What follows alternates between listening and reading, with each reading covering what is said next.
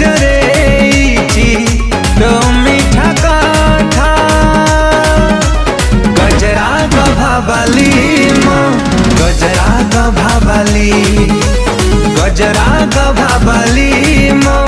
गजरा गभाबाली गजरा गभाबाली मो गजरा गभाबाली गजरा गभाबाली मो